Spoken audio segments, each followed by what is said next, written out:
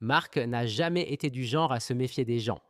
Il avait grandi en apprenant que la loyauté se prouvait jour après jour et non par de belles promesses. Il avait emporté cette conviction dans la gestion de son restaurant, où tout le personnel avait la liberté de s'exprimer, de proposer des idées et de donner son avis. Le même esprit régnait chez lui, où il essayait de maintenir l'harmonie malgré l'épuisement des levées tôt, des fournisseurs, des impôts, des clients, et malgré tout, il gardait encore la patience de gérer les petites crises de son mariage. Nathalie semblait plus distante ces derniers temps. Elle disait avoir besoin d'espace, qu'elle était stressée, qu'elle voulait simplement respirer un peu. Marc la croyait. Il n'était pas contrôlant. Il faisait confiance, et c'est précisément cela qui rendait tout si difficile à avaler. Ce mardi-là, un fournisseur annula la livraison de viande à la dernière minute. Avec peu de réservations, Marc décida de fermer plus tôt que d'habitude. Il était un peu après 14 heures quand il rentra chez lui, à Clermont-Ferrand. Camille était encore à l'école et Nathalie était censée être partie au marché. Mais dès qu'il ouvrit la porte, il sentit que quelque chose clochait. Un blouson d'homme était accroché sur une chaise du salon. Ce n'était pas le sien. Les escarpins de Nathalie traînaient dans le couloir. Il monta à l'étage sans bruit, presque en apnée. Quand il poussa la porte de la chambre, il vit ce qu'aucun mari ne devrait jamais voir. Nathalie avec un homme plus jeune, riant, enlacé, comme s'ils étaient chez eux. Le temps s'arrêta un instant.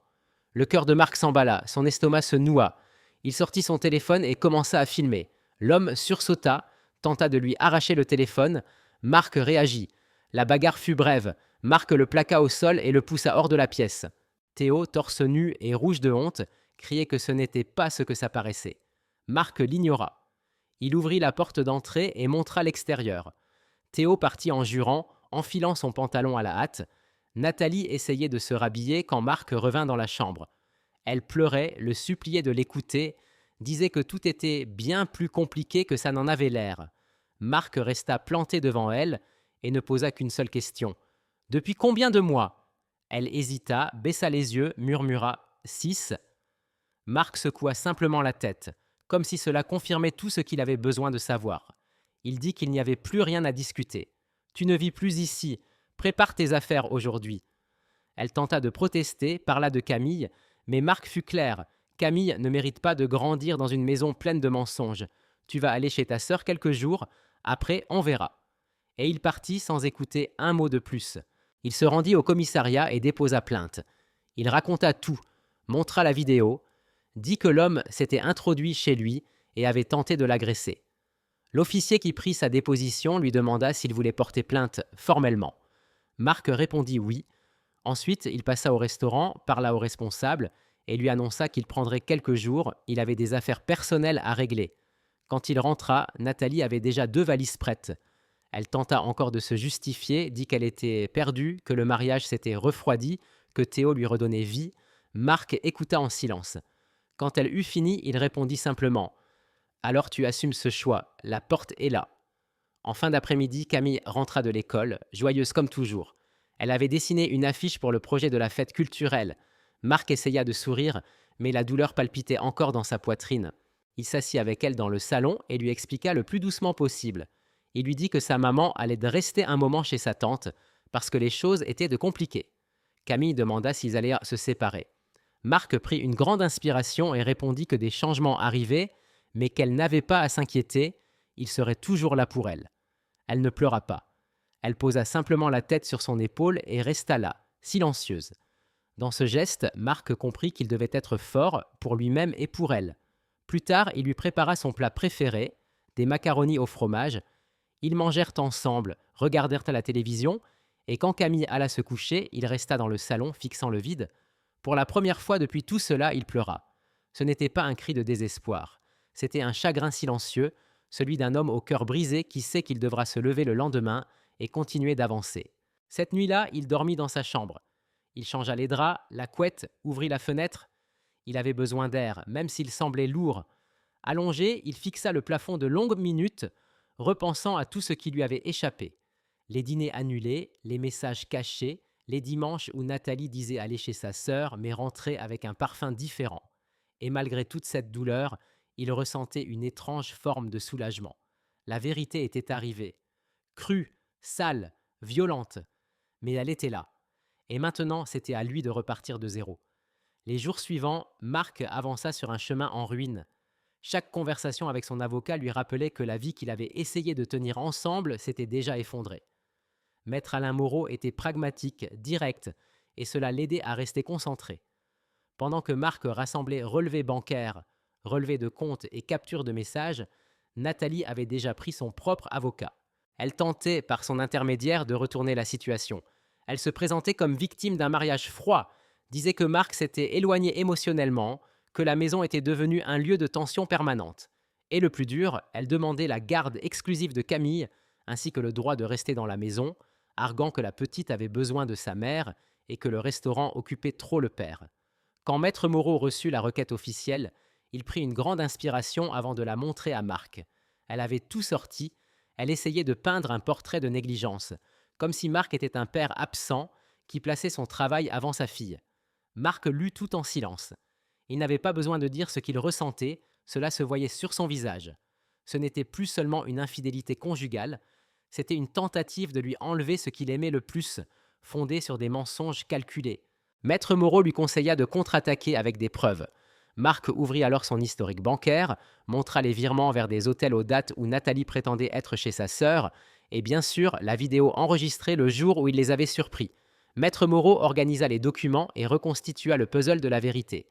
C'était une course contre la montre, mais aussi contre l'hypocrisie. Quelques jours plus tard, Nathalie se présenta sans prévenir à l'école de Camille. Elle demanda à parler à sa fille, tenta de la convaincre que son père l'empêchait de la voir. Quand Camille le raconta à Marc, il contacta immédiatement la direction de l'école et demanda que toute visite soit soumise à une autorisation judiciaire. Maître Moreau renforça cette demande lors de l'audience préliminaire et le juge comprit l'inquiétude. Nathalie s'emporta, tenta de transformer tout cela en une nouvelle scène émotionnelle, disant qu'on la séparait injustement de sa fille. Mais les faits commençaient à peser lourd. Le juge, un homme direct, observa d'un œil ferme. Il demanda les justificatifs de dépenses du couple, compara les versions et releva les incohérences dans les propos de Nathalie. Au cours de cette procédure, un événement inattendu survint. Une nuit, les voisins appelèrent Marc pour lui dire que les portes du restaurant avaient été forcées. Il se précipita sur place et trouva du verre brisé, des tags sur les murs et une partie du comptoir détruite. Les caméras de surveillance avaient tout enregistré. 3 jeunes encapuchonnés étaient entrés, avaient tout renversé et avaient laissé un message peint en rouge sur le mur. Ce n'est que le début. Maître Alain Moreau demanda immédiatement l'ouverture d'une enquête policière. Quand les visages des intrus furent identifiés, le choc fut total. 2 d'entre eux étaient des amis de Théo. L'un d'eux avait même liké des photos du couple sur les réseaux sociaux quelques semaines plus tôt. Cela devint une nouvelle accusation. Les dégradations matérielles s'ajoutèrent à la précédente plainte pour violation de domicile et Maître Moreau décida de porter également plainte au civil pour aliénation affective. C'était inhabituel, mais dans des cas où les preuves étaient aussi flagrantes, il était possible de tenir légalement quelqu'un responsable d'avoir intentionnellement perturbé le mariage d'autrui. Nathalie se retrouva acculée. Elle commença à manquer les audiences, invoquant des crises d'angoisse, envoyait des certificats médicaux, demandait des reports. Marc, lui, resta présent à chaque étape. Même si son cœur était brisé, il savait que cet effort n'était pas motivé par la vengeance, mais par la justice. Camille continuait d'aller à l'école normalement, participer aux activités, mais l'éclat dans ses yeux s'était terni. Marc le remarqua. Il commença à aller la chercher tous les jours, même quand il était débordé de travail. Le jeudi, il l'emmenait manger une glace. Le dimanche, ils allaient au cinéma. Il voulait lui montrer que, malgré tout, l'amour qu'il avait pour elle était ce qui le maintenait debout. À la maison, il réorganisa la routine pour qu'elle ne se sente jamais seule. Quand Camille lui demanda pourquoi sa mère avait agi ainsi, il répondit simplement que parfois les gens se perdent, mais que cela ne justifiait jamais de faire du mal aux autres. Pendant ce temps, la réputation de Théo s'effondrait. Son entreprise apprit les procédures judiciaires. Le service des ressources humaines convoqua une réunion et quelques jours plus tard, il fut licencié. Il tenta de prétendre qu'il était victime de persécution, qu'on le visait dans une conspiration, mais les vidéos de l'intrusion au restaurant circulaient bêtes parmi les habitants. Les commentaires s'accumulaient en ligne. Il essaya d'effacer les traces, mais Internet n'oublie jamais. Nathalie aussi commença à être évitée par ses anciens amis. Les excuses qui semblaient autrefois convaincantes perdaient en toute force. Les gens ne savaient ni plus ce qui était le pire.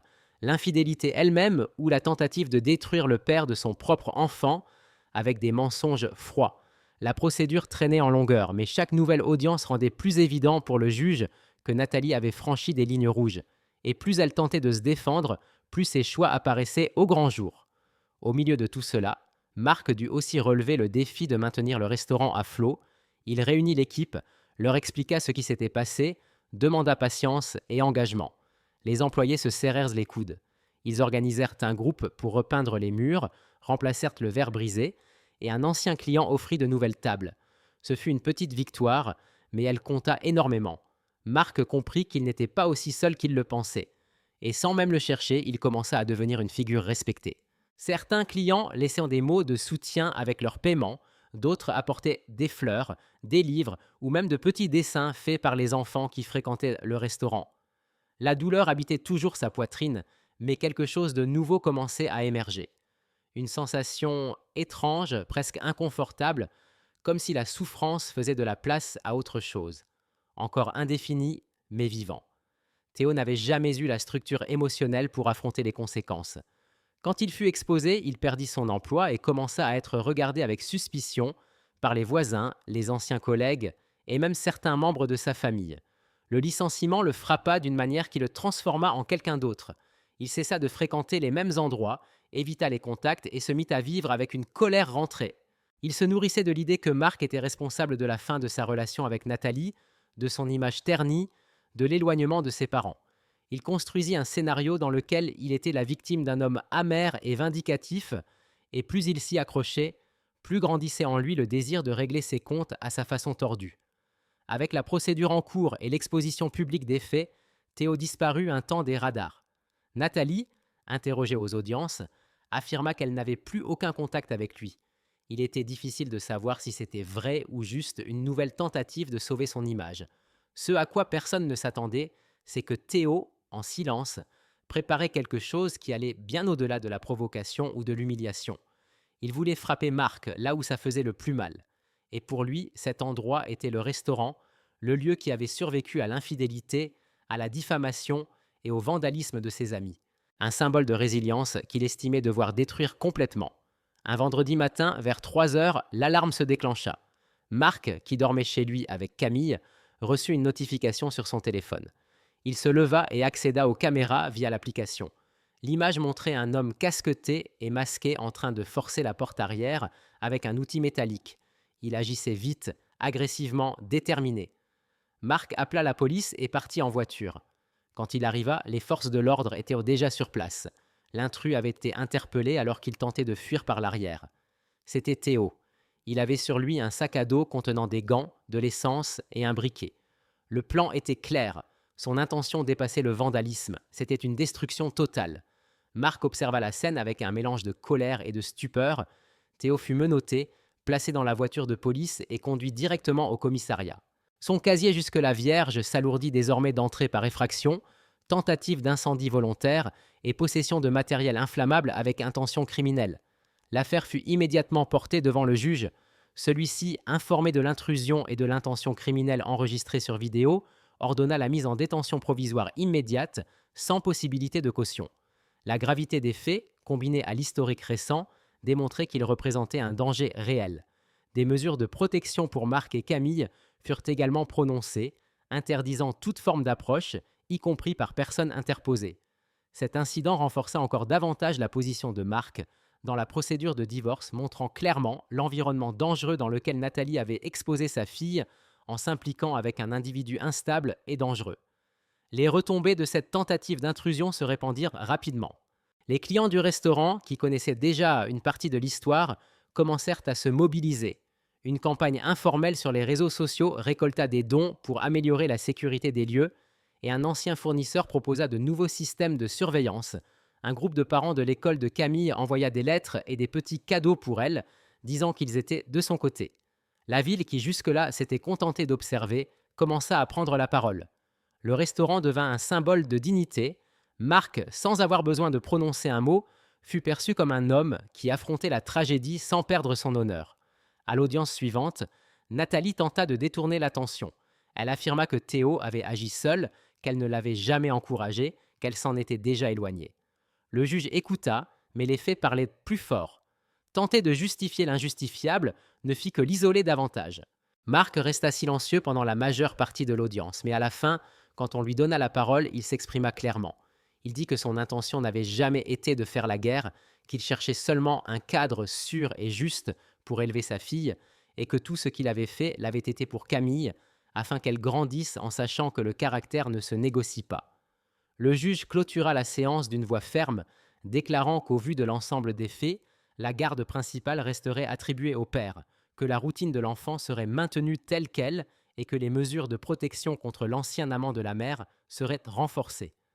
Avec la procédure terminée et Théo en prison, Marc ressentit pour la première fois depuis longtemps qu'il pouvait respirer un peu en paix. Après le jugement, le juge accorda à Nathalie le droit de voir Camille tous les 15 jours, mais toujours sous surveillance dans un centre de rencontre familiale désigné par le tribunal. Les premières fois furent tendues. Camille rentrait après ses visites avec un regard confus, parfois trop silencieuse, parfois irritable sans raison apparente. Marc essaya de respecter l'espace de sa fille et, avec l'aide d'un suivi psychologique, comprit qu'elle avait besoin de temps pour digérer tout cela. Nathalie tentait de paraître présente. Elle apportait des cadeaux, racontait des histoires, mais ne reconnut jamais clairement ce qui avait causé la rupture. Elle évitait de parler du passé et traitait tout comme une simple mauvaise passe révolue. Camille le remarqua. Avec le temps, les visites devinrent émotionnellement distantes. Elle n'y allait plus que par obligation, toujours accompagnée d'un professionnel du centre. Après plusieurs mois, elle commença à demander si c'était vraiment nécessaire de continuer. Marc, le cœur lourd, répondit oui, qu'il était important de garder un minimum de lien, aussi ténu soit-il. Mais le lien mère-fille s'effilochait et rien d'imposé ne semblait fonctionner. Ainsi, ces visites qui portaient au début tant d'espoir devinrent simplement un rendez-vous de plus dans l'agenda de Camille, qui continuait de grandir avec une maturité précoce, tandis que sa mère s'obstinait à faire comme si elle occupait encore la même place qu'avant. Le temps passa. Un jour ordinaire, après une réunion avec le comptable du restaurant, Marc croisa Claire. Elle se trouvait dans la papeterie du quartier, en train de choisir des fournitures scolaires pour son neveu. Ils se connaissaient de vue depuis des années, un bonjour rapide aux kermesses de l'école, aux événements de la commune, mais jamais de vraies conversations. Claire avait une façon d'être directe et posée. Ils finirent par rire d'un petit problème idiot avec des étiquettes scolaires manquantes. Marc fit remarquer que ce genre de tâche ne semblait jamais finir, et elle répondit qu'elle connaissait déjà le chaos d'aider sa sœur avec 2 enfants, même sans en avoir elle-même. Ils échangèrent encore quelques mots, rirent à nouveau et sortirent s'impliquer du magasin en même temps. Ce fut elle qui dit la première. « Si un jour tu as envie de discuter, prendre un café, je suis souvent au petit café du coin. » Il la remercia et y pensa plus longtemps qu'il ne l'aurait cru. Quelques jours plus tard, il passa devant le café et vit Claire installée avec son ordinateur portable ouvert. Elle était concentrée, mais leva les yeux et sourit en le voyant. Il entra, commanda un café et entama la conversation. Ce fut naturel, sans aucune pression. Ils parlèrent du travail, de la ville, de ces phases de la vie qui nous vident de l'intérieur sans qu'on s'en rende compte. Claire confia qu'elle aussi était passée par un divorce, plus discret, mais tout aussi douloureux. Elle dit avoir appris à apprécier les gens qui restent quand tout s'écroule. Marc écouta sans trop raconter sa propre histoire. Il était fatigué de rouvrir les plaies. Il voulait juste écouter, être là, sans hâte, sans obligation. Peu à peu, ils commencèrent à se voir plus souvent. Il n'y avait pas d'engagement fixe, mais les conversations prirent de l'espace et tous deux se sentaient à l'aise. Claire rencontra Camille un après-midi où elle passa au restaurant récupérer une commande. La petite était à la caisse, un livre à la main. Claire complimenta son choix. Curieuse du monde qui l'entourait, Camille demanda « Tu es l'amie de mon papa ?» Claire répondit « Oui », avec un sourire sincère, et cela suffit pour lancer une conversation entre elles deux. Après ce jour, Claire vint plus régulièrement. Parfois pour manger, parfois juste pour discuter. Elle n'envahissait jamais rien. Elle était douce, attentive. Quand Camille commença à inclure son prénom dans les petites histoires de sa journée, Marc comprit que quelque chose de nouveau était en train de naître. La décision de vivre ensemble arriva doucement. Claire avait déjà sa vie bien rangée, son appartement, sa routine. Marc ne ressentait pas le besoin de tout changer d'un coup. Mais les nuits qu'elle passait là devinrent plus fréquentes et les petits déjeuners à 3 devinrent habituels. Camille semblait à l'aise, en sécurité, et c'était ce qui comptait le plus. Quand elle demanda si Claire allait emménager pour de bon, Marc répondit « Peut-être, si tout le monde est d'accord ». Camille haussa les épaules et dit « Elle te fait sourire plus souvent, ça me va ». Ce nouveau chapitre apporta le calme. Claire aidait avec des idées pour le restaurant. Camille grandissait entouré d'un amour stable. Et Marc, même marqué par tout ce qu'il avait traversé, sentit qu'il pouvait enfin marcher sans le poids de la méfiance. Un après-midi d'automne, Nathalie se présenta sans prévenir alors que Claire aidait Camille à faire ses devoirs dans le salon. Marc ouvrit la porte et l'espace d'un instant, il la reconnut à peine. Elle était visiblement plus maigre, avec de profonds cernes et l'expression de quelqu'un qui a perdu bien plus qu'elle ne veut l'admettre. Elle demanda quelques minutes. Claire, sentant la situation, emmena Camille dans sa chambre sans poser de questions. Nathalie n'était pas venue réclamer la garde, ni discuter de questions légales. Elle était venue s'excuser. Elle dit s'être éloignée de tout et de tout le monde après l'arrestation de Théo. Elle admit avoir perdu des amitiés, la confiance de sa famille et finalement même sa fierté. Elle reconnut avoir fait du tort à Marc, à sa fille et à elle-même. Elle pleura, dit savoir qu'il n'y avait pas de retour en arrière possible, mais qu'elle avait besoin de le regarder dans les yeux et de reconnaître la destruction qu'elle avait provoquée. Marc écouta en silence. Il ne ressentit ni colère ni pitié, juste une étrange compassion pour quelqu'un qui comprenait enfin le mal qu'elle avait fait. Il lui dit qu'il lui pardonnait, pas pour elle, mais pour lui-même et pour Camille, que ce pardon était nécessaire pour qu'ils puissent tous avancer en paix, mais il précisa que la vie avait continué sans elle et qu'elle n'en faisait plus partie. Nathalie le remercia, demanda si un jour sa fille voudrait la voir et partit sans drame. 5 ans après cette tempête, Marc et Claire se marièrent lors d'une cérémonie simple, entourée seulement des plus proches. Camille portait les alliances.